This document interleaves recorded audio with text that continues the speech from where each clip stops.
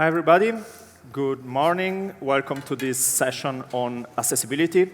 Today, a lot of people talked about accessibility. I don't know why. It's right 1 month before the coming place of the European Accessibility Act, as you know, the 28th of June this year.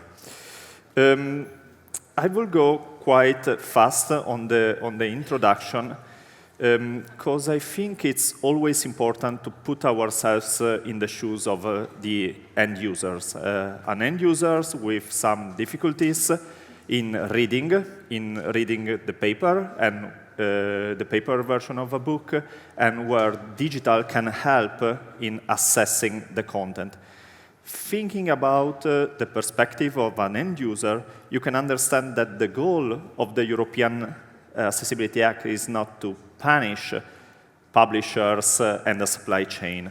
And I had a meeting with the European Commission 1 month ago, and they stressed the fact that it's not about punishment. It's about leveraging and helping everyone to read whatever they want. So I would like to start with a short video of my colleague Antonino that tells the user journey of an end user with some difficulties trying to look for a book, buying it in both a non-accessible and in an accessible environment. The non-accessible is the one with the blue background, while the accessible one is the one with the white. After both the ebook, it tries to read it, and again, there are two cases. One is a non-accessible ebook, and the second one is an accessible book. It's a short video, 3 minutes, and then we start with the presentation. So please, technicians, if you can send the video. Accessible websites and digital publications have to be designed to allow assistive technologies to correctly interpret their structure. Leah Foundation. Heading Level 1. Image. Main menu. If the contents are correctly tagged and organized, the speech synthesis can interpret them and guide users. For example, while browsing and searching an ebook catalog. Divine Comedy. Leah. JPG. Hyperlink. ALL. Ebooks. Furthermore, the colors and their contrast are fundamental elements for the accessibility of a website.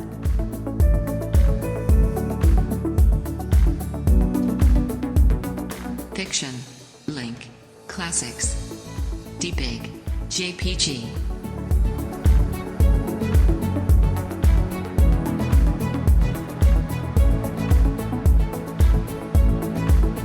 Read the accessibility features of the book Leah label.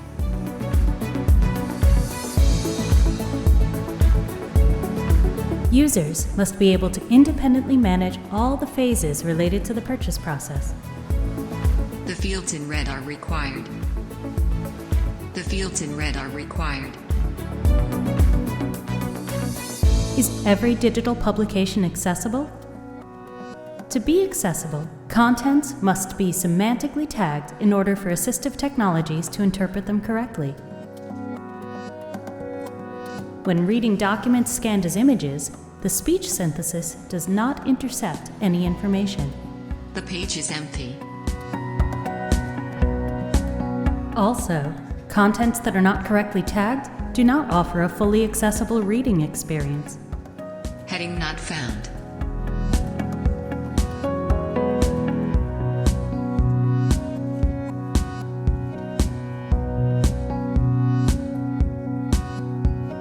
On the other hand, an accessible file can be read in all its parts, with all devices and assistive technologies. It allows you to go from the table of contents to the part you want to read with a click, and to navigate between the notes and the text to deepen the reading. Table of contents. Introduction.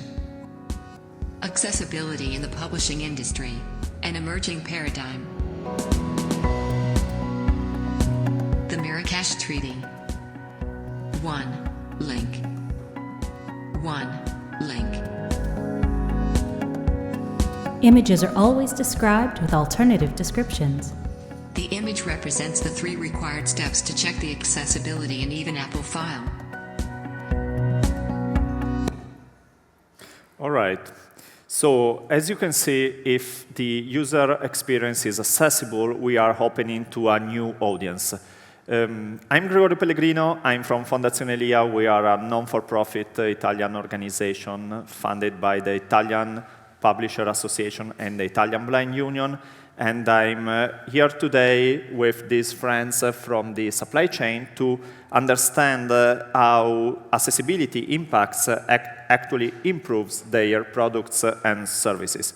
I would ask Svitlana Odnopozov, I've tried to spell out the surname, who is the project manager at PocketBook in Germany, to tell a little bit of what they are doing.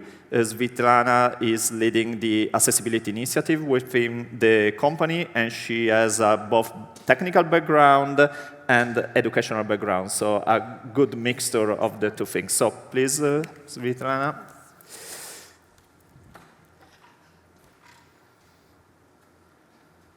Okay. So, hi everyone. At PocketBook, we believe that reading should be available for everyone. That's why we are working to remove as many barriers as possible across our devices, packaging, web, and our application.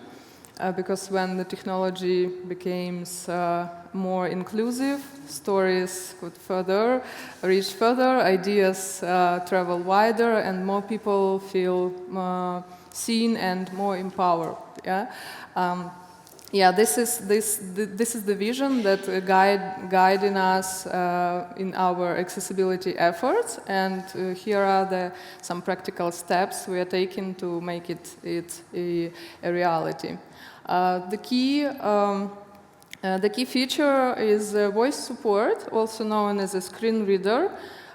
This means that the whole entire user interface will be accessible for blind people and for all visual impaired users. The accessibility mode is easy to activate right from the start, just with triple clicking. And also user can pair his headphones to the device without looking at the screen. After that, the device will automatically move focus from one UE element to the next, read each aloud. And the user can interact back with simple gestures, like maybe you see on the screen, so it's like double tapping or swiping, something simple.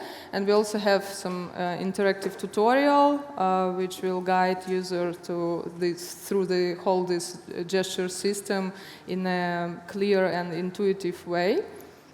So voiceover is a major feature which helps a lot of people with some visual impairments, and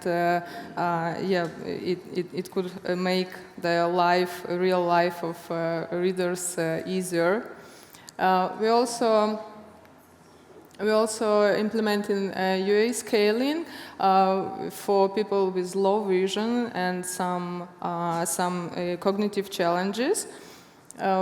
We plan to make 2 scaling options in the start and make it 4 for the future updates. This also aligns with EU accessibility guidelines, which require the content will be scalable at least up to 200%. We also offer a bold text option across the entire user interface. You can see the left pictures is the default size, so you can see the difference. It would also help, especially for users with visual fatigue and or attention difficulties. We implementing the dyslexia-friendly fonts. It's very important and unusual for me personally, because I didn't know the statistics. The studies said that almost 20% of the population has a language-based learning disabilities, and dyslexia is the most common. And so, yeah, we implemented this feature, and this feature is a small part of our efforts to support people who may experience world differently. Yeah, and this small change can significantly reduce reading stress, letter confusion, improve readability, and support neurodiversive readers overall. We also redesign our packaging materials. It includes now Braille inscriptions on the box. This is like photo from my final samples from the box. So you can see this is the Braille inscriptions and the QR code, the tactile QR code outline, especially designed for blind people, so for visually impaired somehow users. The main point is the QR code will lead to the audio version of all printing materials that included in the box, like safety precautions, quick start guide, some warranty explanations. They all will be on the site in the support part. And this, for example, this quick start guide is a short manual which has the instructions of how to activate accessibility mode on the device. So the user can access this information even before unpacking the device. Also, we have web store and our mobile application. They are being updated regarding VCAG accessibility regulations. That includes features like voice search, the possibility to switch the whole text into Braille. User can adjust foreground, background colors and line spacing. And we assure the whole content, text and images is machine readable, because like people, they need to use sometimes some browser extension like screen readers. Yeah, so we're working to make sure the whole journey from the purchase until reading is inclusive. And consequently, accessibility isn't just a feature, it's a mindset, first of all, and it pushes us to think beyond the average users and build the systems that truly include everyone. At PocketBook, we're just getting started, but we are committed to build the devices and experiences where no one is left behind. Thank you so much. Thanks. Thanks, Svitlana.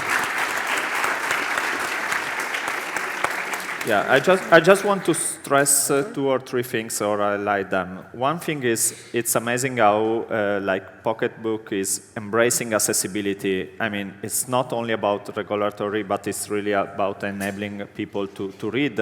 And it was mentioned before that elderly people are moving to ebooks because they are able to enlarge the font size, to change the font. And this is quite interesting. Yeah, so I would like now to move to Étienne Breault, who is the Sales and Marketing Director in the Marque. I think many of you knows the Marque.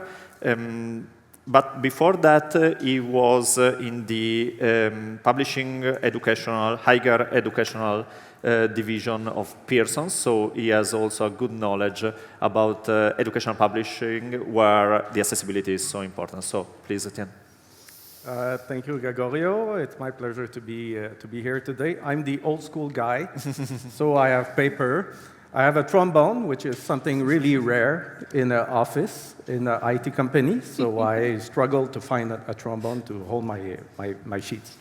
So I am going to talk to you about the impact of the European legislation on the whole book chain. Because we at the Marque work with publishers, we work with, we store files, and we work with vendors. So it's the implications for publishers and the content creators, obviously, the distributors, and the implications for stores, libraries, and other channels, such as my friends here, Svitlana and Marius, are taking care of on our behalf. So we are happy to have them in the chain.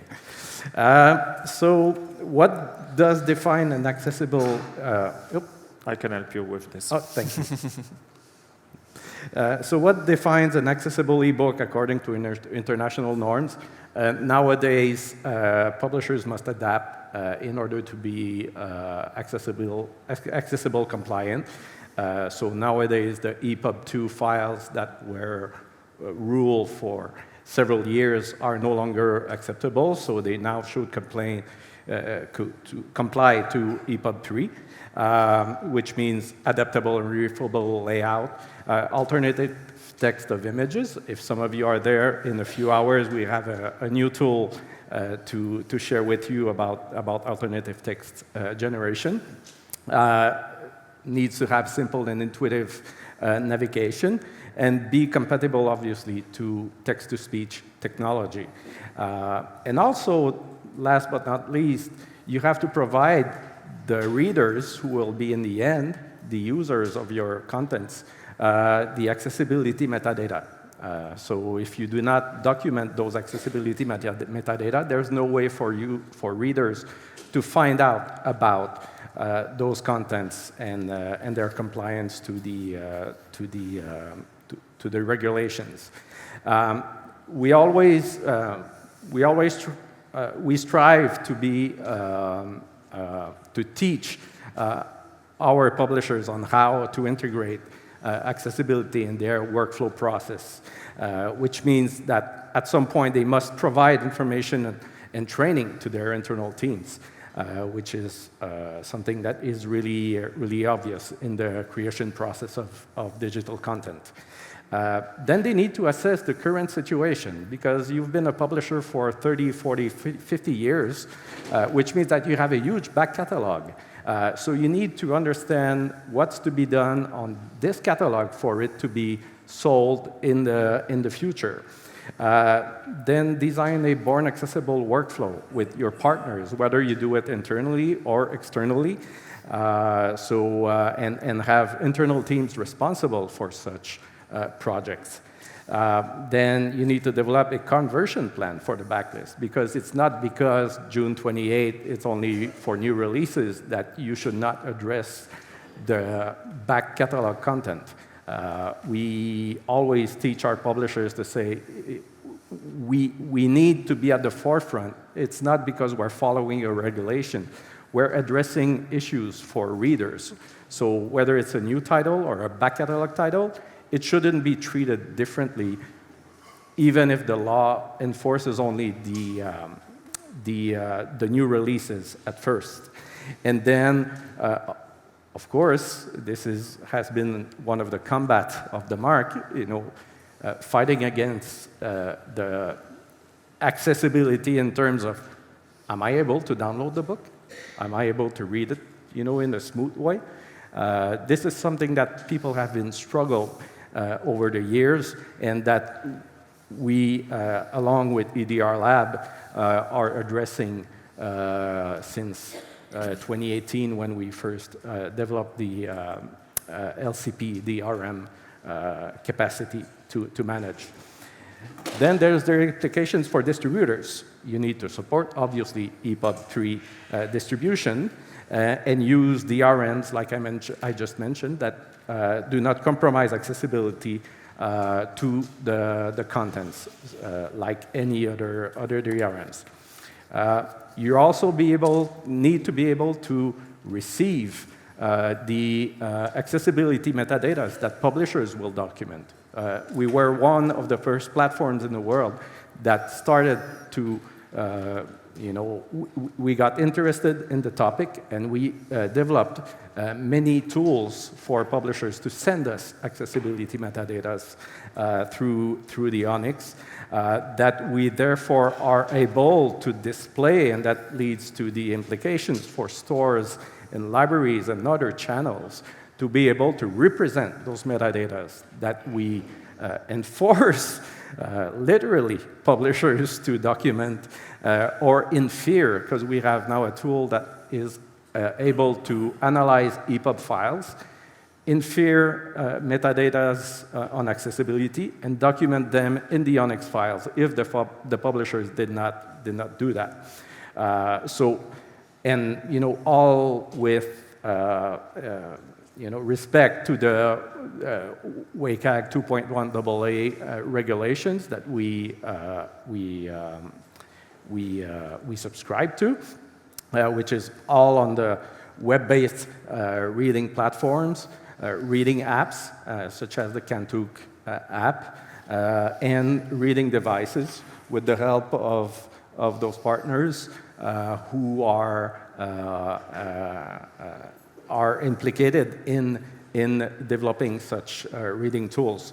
And I will not go through the whole list right there, but it gives you an idea of some essential functionalities for accessible reading in the WCAG 2.1 AA regulations. So we are happy to be here and at the forefront of accessibility, and hopefully help a new generation of readers to access to digital books. Thank you. Thanks.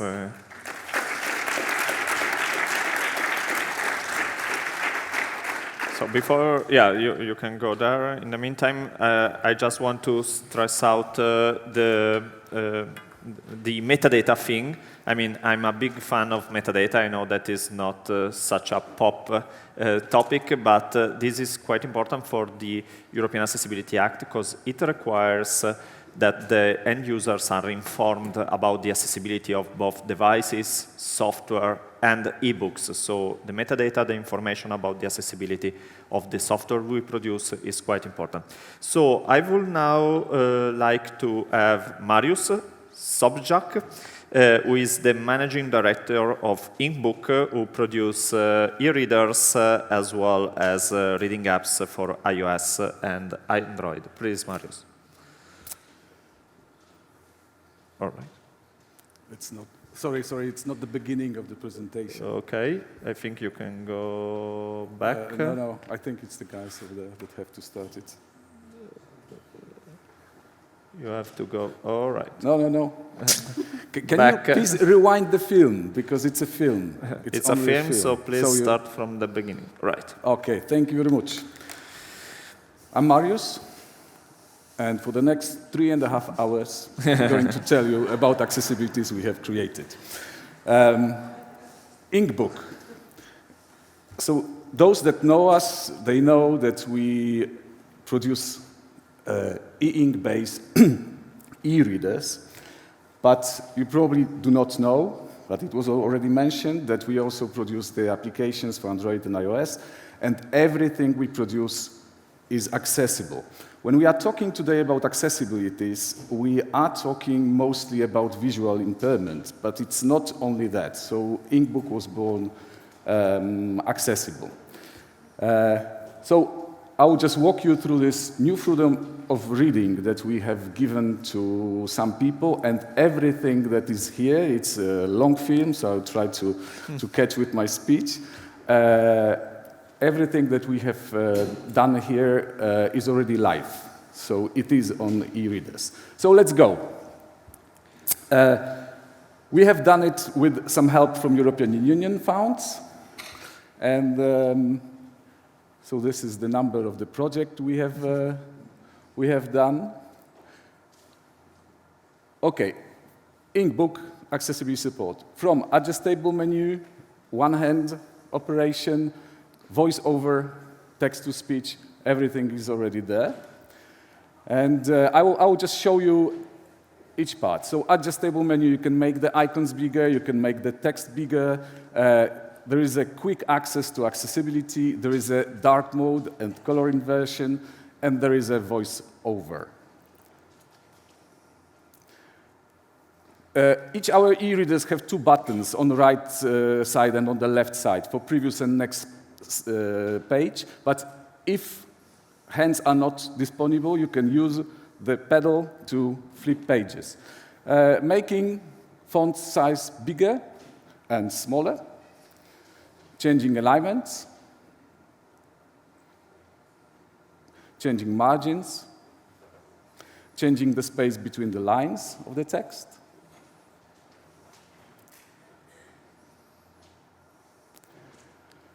We give you a lot of fonts. You can change the fonts. Some of the fonts are very special, like Open Dyslexic for people that need that. You can change the space between letters. You can change the space between words. And of course, you can do all of those on accessible fonts.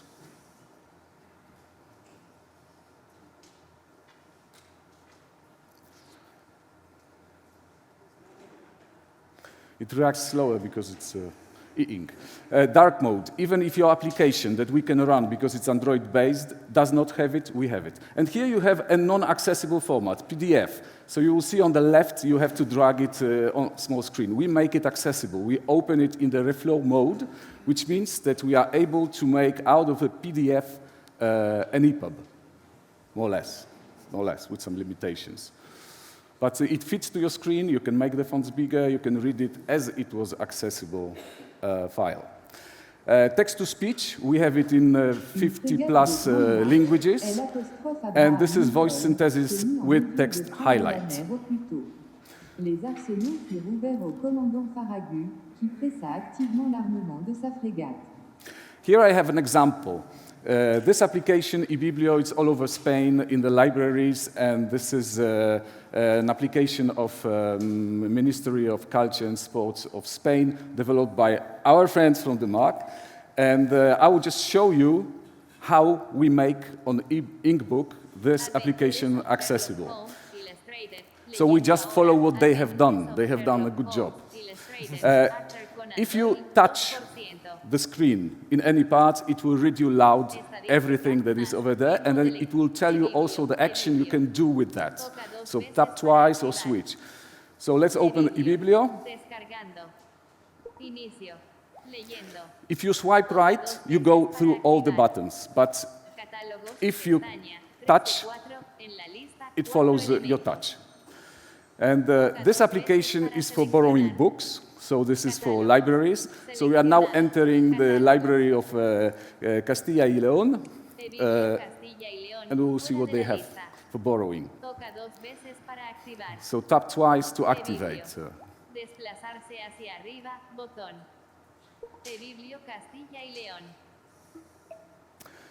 So it will tell you which books are there. It will read you the title of the book. It will also tell you if the book is available for borrowing.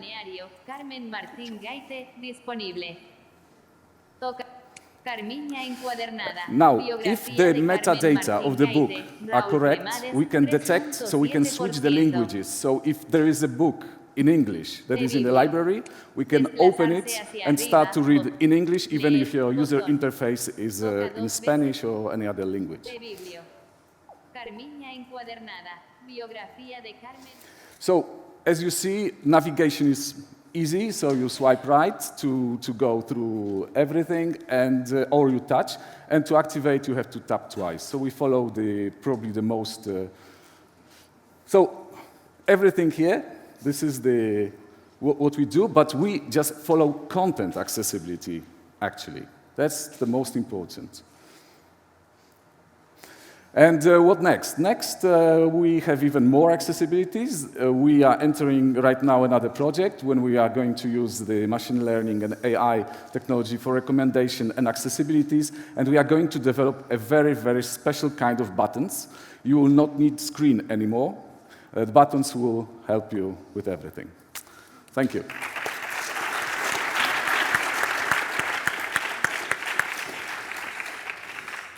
Thank you. It was one of the first time I've seen a real case implementation of reflowable PDFs. It's something that is available by the standard, but there are not a lot of implementations around, so right. Many compliments for that. All right, so we have a few minutes for some questions. I will start with some questions, but at the same time, if there is some question from the audience, no hard questions. We are not legal, so we cannot give you any legal consultancy about the European Accessibility Act, so more technical questions.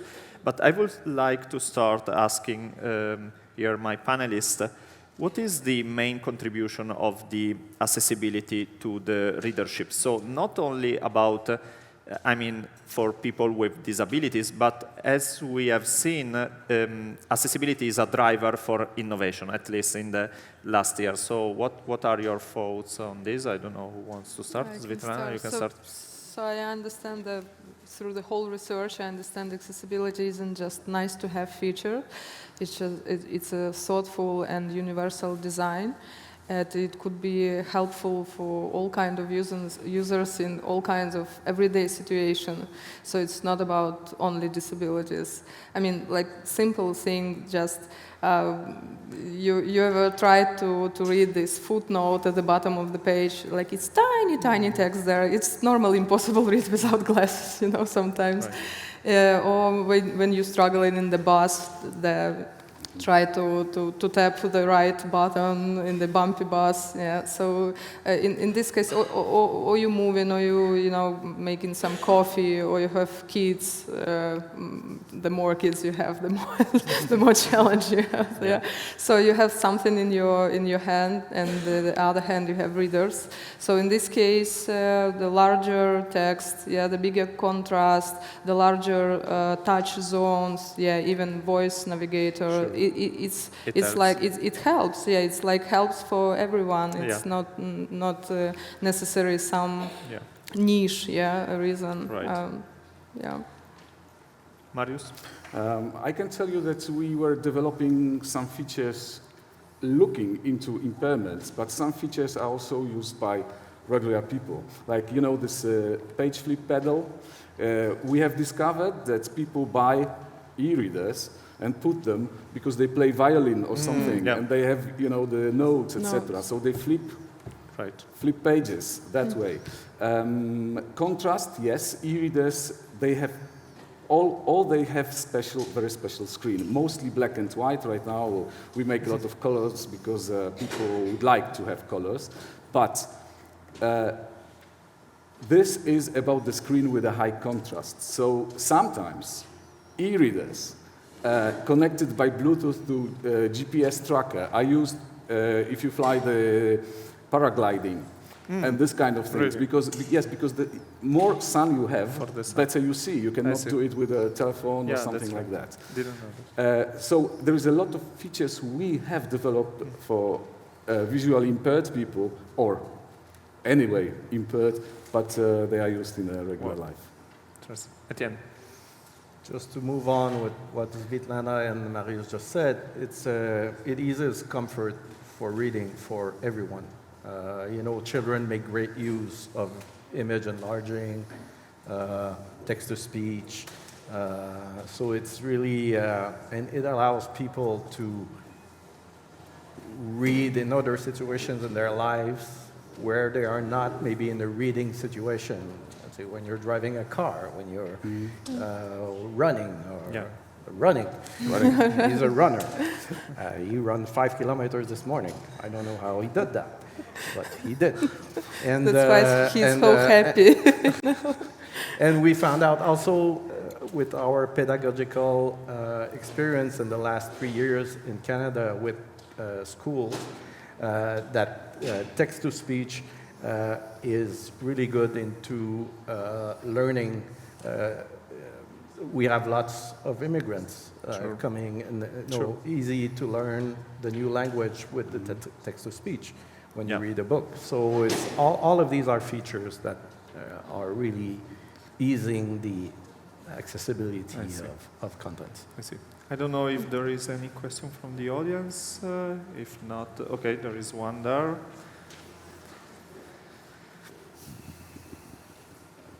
Hi everyone, I thought it was very interesting, but I have a question. When it comes to kids' books, children's books, or illustrated books, can, you know, InkBOOK and PocketBook describe pictures and illustrations and stuff?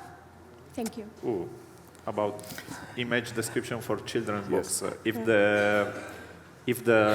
your tool, your reader and apps is able to describe them, actually it's required that the publisher puts the description in the file, so the publisher should describe the picture, but in some cases, if there are no descriptions, is this something you are looking at, AI, something like that? Yes, we probably will use the AI, but as I told you, so as I told before, we are following content accessibility. So as long as this is in the file, we can read it loud, no problem. Yeah. If it's not there, then probably you will just say it's empty. It is also, you know, the case about the applications, because application of the Marque is perfectly done. It has the alternative text and everything. But some applications do not have it, because this is something you think about at the end. There is a possibility that it says empty, if you touch it. Yeah. Yeah, the same thing. So, like, if it's about device, so the publisher which provided content, they should take responsibility for the file. But for example, if it's something on the website, on the store, so we ensure that the whole text and images also machine readable. So in this case, it's another development system than in device itself, because they need some front-end code in special JavaScript, something that could allow the screen readers some extension to read this picture. And in this case, yeah, it's possible. And there is also one thing to add here, because even if we use AI to describe what's on the picture, it can be, let's say, Winnie the Pooh book, and then we would describe it as a bear with a pot. Sure. And not Winnie the Pooh eating honey or something like that. Yeah. So we brown color with the salted dots. Yes. Etienne, you mentioned that you developed something for helping publishers in describing images. Yeah, we have just released a tool on May 14 about based on alt text generation, which offers either the publishers